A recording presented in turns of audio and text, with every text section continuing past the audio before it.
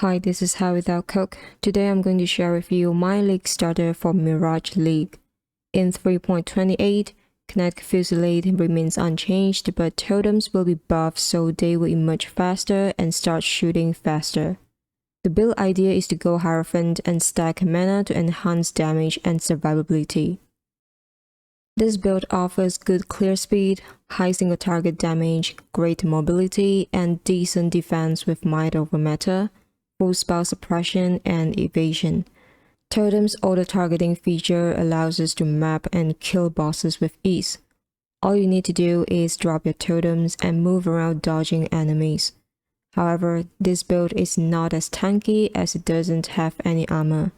As a totem build, we don't really deal damage ourselves and we cannot leech, so the playstyle may not suit everyone. Just a short explanation about how Kinetic Fusillade works. Basically, when a hovering kinetic projectile is created, it is not fired at the enemies immediately but rather after a short duration.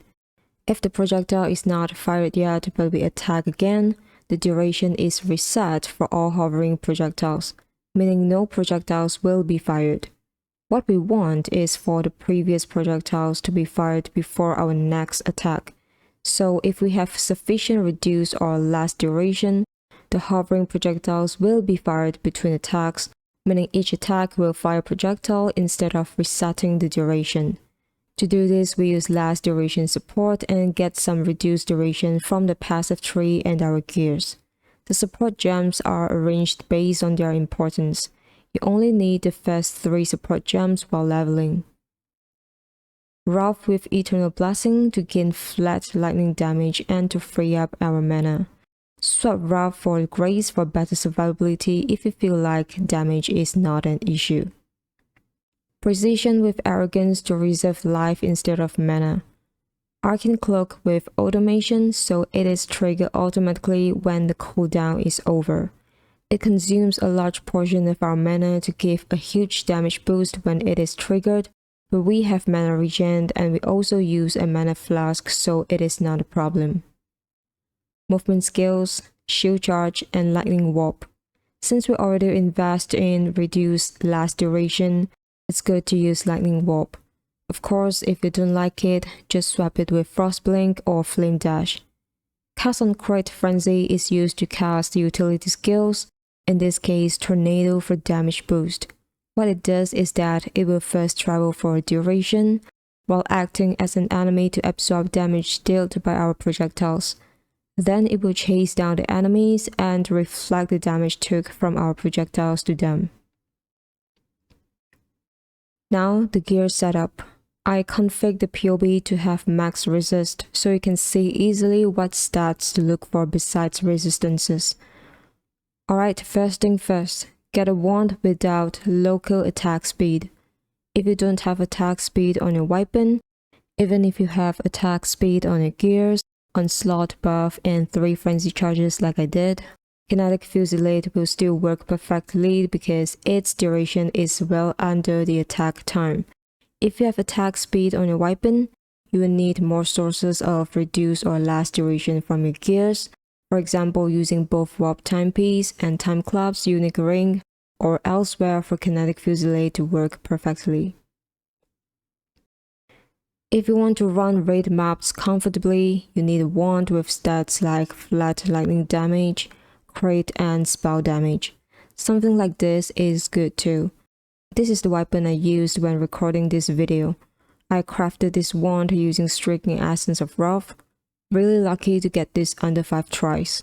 The idea is to get flat lightning damage on it, and if you get lucky you hit crit chance, then you can craft spell damage or crit multi on it if you have an open mod.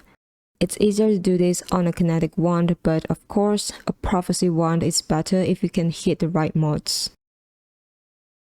If you get to raid maps within a few hours, chances are you will not have optimal gear, so it's hard to cap your spell suppression chance.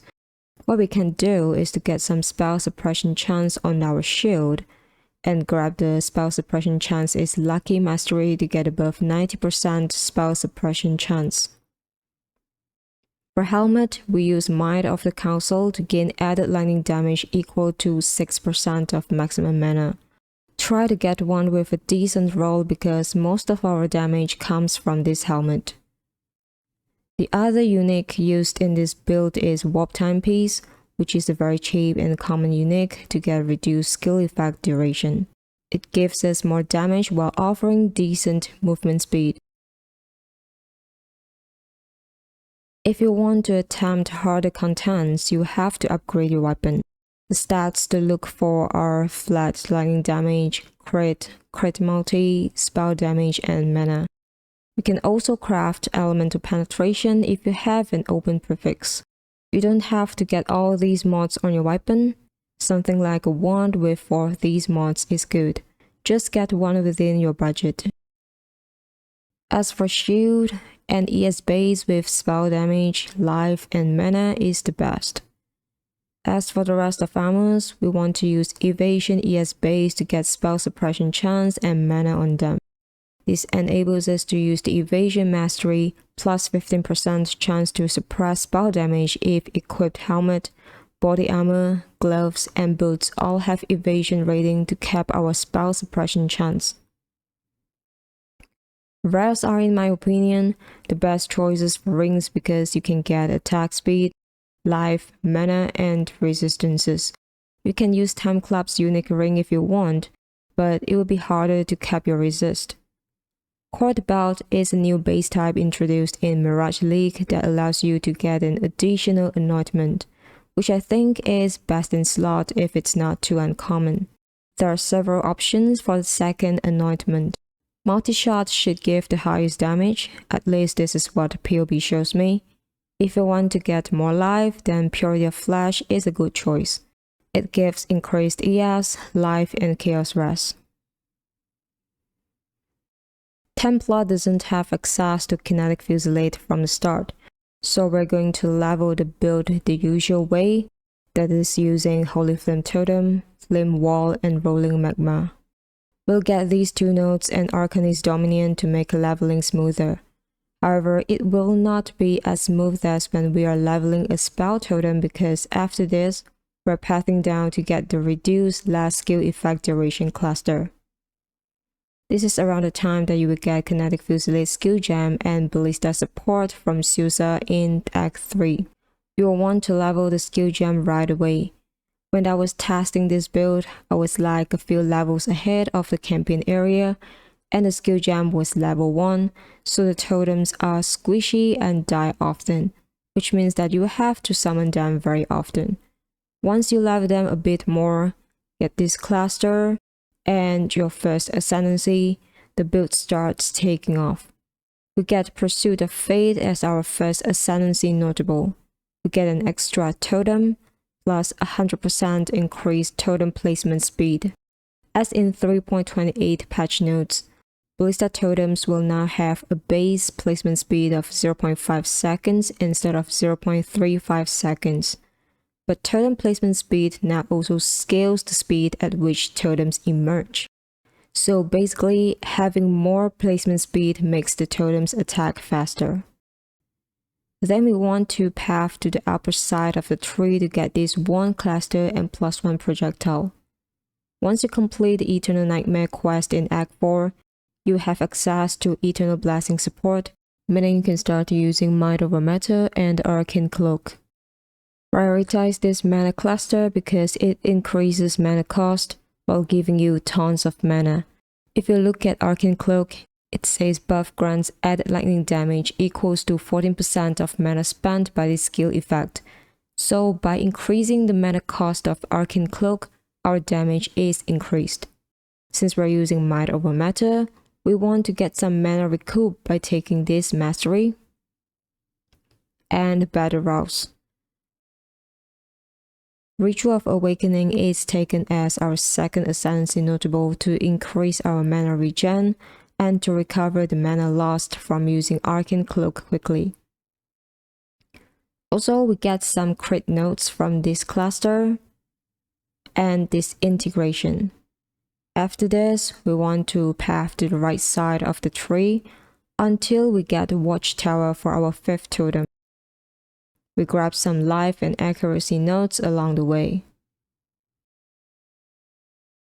Once we get our third ascendancy, Conviction of Power, we can then get this cluster, +1 power charge, and Elder Power. We probably start running raid maps past level 80, so getting spell suppression chance is important to improve our survivability. We get spell suppression chance here, and this cluster. This is the time to unspec these two nodes so we can allocate our points elsewhere. When we have enough spell suppression chance from our gears, we can unspec this mastery. Also get Hardened Soul and Arcane Chemistry if you have extra points to spend. Mind of the Council increases our chance to get shocked, so an easy fix is to get this Charge Mastery. We're always at max power charges anyway. Alright, hopefully I've covered everything. If you have any question, feel free to ask in the comment section below and I will respond as soon as possible.